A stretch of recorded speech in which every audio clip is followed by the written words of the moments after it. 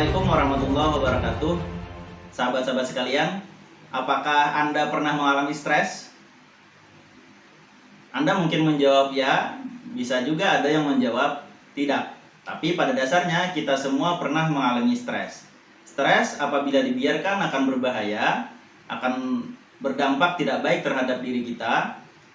Dan walaupun stres ini bukan gangguan kesehatan, tapi ketika stres ini dibiarkan, tidak dikelola, maka stres akan bisa menjadi penyebab gangguan-gangguan kesehatan kita. Bisa menimbulkan berbagai macam penyakit. Karena itulah banyak penyakit yang ditimbulkan diawali dengan adanya stres. Sehingga stres harus kita kelola, stres harus kita manajemen. Dan pada kesempatan kali ini kita akan bahas tentang manajemen stres. Apa sih stres itu? Stres adalah respon atau reaksi dari permasalahan-permasalahan atau gangguan-gangguan atau tekanan-tekanan yang ada pada pikiran kita, yang ada pada perasaan kita, atau yang ada pada fisik kita. Sehingga ketika ada gangguan, ketika ada permasalahan, ketika ada tekanan pada pikiran, perasaan, dan fisik kita, maka bisa mengakibatkan stres. Yang pertama, gangguan pada pikiran. Gangguan pada pikiran misalnya tugas atau pekerjaan yang menumpuk misalnya, atau ketidakpastian ekonomi atau permasalahan ekonomi lah. Atau misalnya kita berada pada situasi kemacetan yang membuat kita berada pada kegelisahan atau kecemasan, atau bisa juga permasalahan-permasalahan yang lain misalnya seperti permasalahan rumah tangga yang membuat pikiran kita terganggu. Nah, yang kedua adalah gangguan pada perasaan. Gangguan pada perasaan misalnya contohnya ketika kita mengalami ketersinggungan, bisa juga ketika kita mengalami kesedihan misalnya karena ada situasi tertentu yang membuat kita sangat-sangat bersedih. Juga misalnya sakit hati karena persoalan percintaan misalnya yang membuat kesakitan hati. Nah, ini gangguan terhadap perasaan kita. Dan yang ketiga adalah gangguan pada fisik. Gangguan pada fisik misalnya ada luka misalnya, ada sakit gigi misalnya, sakit pinggang, dan sakit pada bagian fisik kita, dan itu juga bisa mengakibatkan stres. Jadi gangguan-gangguan pada pikiran tadi, perasaan, dan juga fisik, apapun itu yang bisa mengakibatkan kita pada kecemasan, bisa mengakibatkan kita berada pada situasi yang keadaan yang frustasi gitu ya. Walaupun frustasinya tingkat ringan, maka itu adalah bagian dari stres. Nah, gangguan-gangguan tadi bisa berdampak pada fisik dan psikis kita. Misalnya dalam persoalan fisik kita, biasanya yang terkena stres akan mengalami jantung yang berdebar tidak seperti biasanya. Bisa juga keringat yang lebih banyak daripada biasanya karena dia berada di situasi yang cemas tadi. Bisa juga misalnya bermasalah saluran pencernaan, dia lebih sering ke toilet ya daripada biasanya. Itu karena dia sedang stres tadi. Itu yang di fisik. Bisa juga yang di psikis ya. Yang di psikis misalnya karena stres dampaknya bisa susah tidur ya, bisa juga mudah tersinggung. Ya, orang yang sakit gigi kan mudah tersinggung ya, atau mudah marah gitu ya.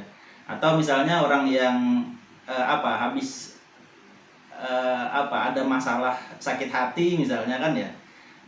Itu juga mudah sensitif lah seperti itu ya. Nah, atau bisa juga ya kita mengalami gangguan pada perilaku kita. Dampak dalam perilaku ini misalnya berubahnya perilaku kita kalau ini terus-menerus ya. Dari yang tadi misalnya lembut menjadi kasar misalnya. Dari yang tadinya produktif misalnya menjadi tidak produktif. Yang tadi bisa berkarya tidak bisa berkarya. Yang tadi misalnya dalam melakukan pekerjaan bisa selesai dengan baik malah tidak bisa menyelesaikan pekerjaan. Atau juga bisa misalnya seperti menurunnya efisiensi atau juga efektivitas di dalam kegiatan kita sehari-hari. Jadi dampak-dampak yang diakibatkan oleh stres tadi bisa saja akan membahayakan diri kita, sehingga kita harus bisa memanajemen stres itu sehingga dampak itu tidak semakin membesar. Manajemen stres adalah memanajemen stres, bukan menghindari stres. Kalau ada permasalahan misalnya, terus kita menghindari permasalahan itu supaya tidak terkena stres, itu bukan manajemen stres. Misal orang yang takut berhubungan, misalnya orang yang takut menikah karena misalnya dia nggak mau stres nanti ketika di dalam pernikahan itu banyak permasalahan rumah tangga. Nah, ini bukan manajemen stres ya, ini menghindari stres ya. Dia nggak mau terkena stres. Nah, kalau manajemen stres, kena masalah, kena gangguan atau tekanan pada yang 3 tadi, terus setelah kena ya dia akan merasakan stres, biasanya stresnya tingkat ringan, dia akan mampu mengendalikan stres itu dan memanajemen stres itu, mengelola stres itu. Ini yang dimaksudkan dengan manajemen stres. Lalu bagaimana sih caranya memanajemen stres? Ada 4 langkah untuk kita memanajemen stres sehingga stres itu tidak membesar, sehingga stres itu bisa kita redakan. Yang pertama adalah mengenali penyebab stres. Hal yang paling utama yang harus kita lakukan adalah bagaimana kita mengenali penyebab dari stresnya kita.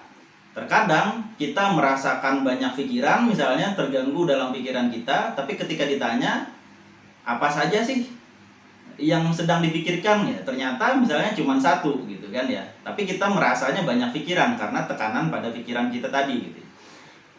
Bisa saja juga misalnya kita nganggap kita bermasalah dalam hal perasaan ya, kita dibully atau kita difitnah dan lain sebagainya misalnya. Nah, itu harus kita kenali bahwa itulah hal yang menjadi atau yang menyebabkan kita mengalami stres. Nah, sehingga setelah kita kenali penyebab-penyebab stres tadi, baru setelah itu kalau misalnya banyak, ada di pikiran kita, ada di perasaan kita, fisik kita juga di dalam waktu yang bersamaan yang mengakibatkan kita stres, hasil dari pengenalan atau kita mengenali stres tadi, baru setelah itu kita mengelompokkan penyebab-penyebab itu berdasarkan gangguan-gangguan, apakah ini pada fisik, apakah ini pada pikiran misalnya, atau pada perasaan. Setelah kita kelompokkan, baru kita cari obatnya. Obat di sini maksudnya solusi yang harus kita ambil untuk menyelesaikan penyebab-penyebab dari terjadinya stres kita tadi, supaya penyebab-penyebab itu tidak lagi menjadi sebab terjadinya stres pada diri kita. Solusinya ya macam-macam, tergantung dari sebabnya itu tadi apa. Tapi pada umumnya solusi untuk meredakan stres ya salah satunya adalah berbanyak tersenyum. Berbahagialah, dan ketika kita mau berbahagia ya lakukan hobi atau hal-hal yang menyenangkan bagi kita. Tersenyum bisa mengurangi stres dan keinginan kita untuk bahagia dengan melakukan hobi atau jalan-jalan atau berwisata misalnya, atau nonton humor misalnya, kan komedi misalnya. Nah, ini juga bagian dari yang bisa mengurangi stres, sehingga stres tadi dengan kita melakukan apa yang kita senangi akan sedikit berkurang, sehingga kemungkinan kita untuk bisa mengendalikannya itu lebih baik. Nah, bisa juga misalnya dengan melakukan istirahat yang cukup ya. Istirahat yang cukup misalnya, karena istirahat ya atau ya tidurlah seperti itu gitu ya, itu bisa membuat kadar kemarahan, kadar kesedihan yang ada pada diri kita ya, emosi yang ada pada diri kita itu akan semakin mereda ya. Sehingga ketika mereda kita akan lebih mudah dalam mengendalikan stres tersebut gitu ya. Ada lagi obat yang lainnya ya, atau solusi yang lainnya, misalnya seperti berusaha untuk berpikir positif ya.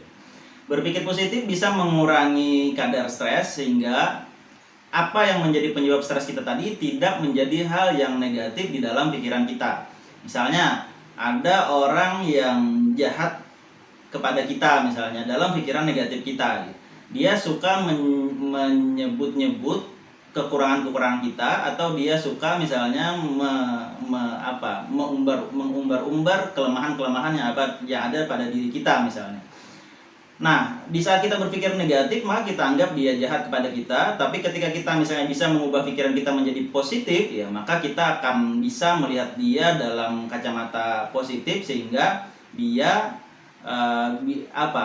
bermanfaat untuk melihat apa saja sih kekurangan kita, apa saja sih kelemahan kita, sehingga kita bisa memperbaiki kita menjadi lebih baik lagi. Terkadang teman kita tidak memberitahukan apa-apa kekurangan kita, dan orang yang tidak suka kepada kita lah yang memberitahukan kekurangan-kekurangan atau kelemahan-kelemahan kita, sehingga dengan itu kita bisa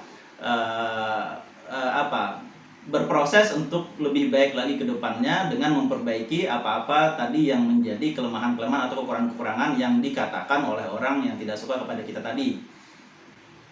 Langkah selanjutnya yang juga bisa kita gunakan untuk memanajemen stres adalah bercerita atau mencurahkan apa yang kita rasakan, baik itu misalnya kepada orang lain, baik itu misalnya kepada alam terbuka misalnya. Yang penting kita bisa mencurahkan, teriaklah sekeras-kerasnya misalnya, atau misalnya kita mencurahkannya di dalam sujud kita ketika kita sholat misalnya. Nah, mencurahkan ini ya atau bercerita ini akan mengurangi beban yang kita rasakan, akan mengurangi tekanan yang kita rasakan dari penyebab-penyebab stres tadi, sehingga setelah misalnya seperti gelas itu full misalnya airnya, penuh misalnya airnya, ini kan agak susah kita mengendalikannya, membawa ke sana kemari kan juga agak susah gitu ya. Dengan bercerita, air tadi akan berkurang, walaupun tidak langsung berkurang sepenuhnya, tapi ketika berkurang itu akan mempermudah kita nantinya untuk mengendalikan stres atau memanajemen stres tersebut. Dan yang selanjutnya yang paling penting adalah dengan berdoa tentunya, karena Allah Ta'ala adalah Maha Pelindung, adalah Maha yang membantu kita untuk memampukan kita keluar dari stres atau keluar dari permasalahan-permasalahan hidup yang kita hadapi. Oke, setelah tadi mengenali penyebab dari stres kita, yang kedua mengelompokkan sesuai dengan penyebab-penyebabnya tadi, apakah pada pikiran, apakah pada perasaan, apakah pada fisik ya. Yang ketiga tadi lanjut kepada solusi atau obat yang harus kita cari untuk menyelesaikan penyebab-penyebab terjadinya stres tadi. Dan kita masuk ke langkah yang keempat, dan ini langkah yang paling penting. Langkah yang keempat ini adalah melakukan apa solusi-solusi yang sudah kita dapatkan tadi, sehingga solusi-solusi tadi ketika kita lakukan actionnya, maka penyebab-penyebab tadi pun akan bisa kita selesaikan. Apa gunanya kita sudah punya solusi, kita sudah punya obat, tapi tidak kita minum, tapi tidak kita laksanakan. Sehingga laksanakanlah, jangan ragu untuk melaksanakan, karena setiap permasalahan pasti bisa diselesaikan. Allah Ta'ala tidak akan memberikan masalah kepada orang yang tidak mampu untuk mengemban permasalahan tersebut. Orang yang luar biasa tidak akan dikasih masalah yang biasa, sehingga masalah yang luar biasa akan diberikan kepada orang yang juga luar biasa. Sebelum saya akhiri, saya ajak sahabat-sahabat sekalian untuk bisa berbagi manfaat sama-sama di channel YouTube saya ini. Apakah sahabat-sahabat pernah mengalami stres? Dan apa yang sahabat-sahabat lakukan dalam upaya memanajemen stres tersebut, sehingga stres itu bisa diredakan, bisa diselesaikan.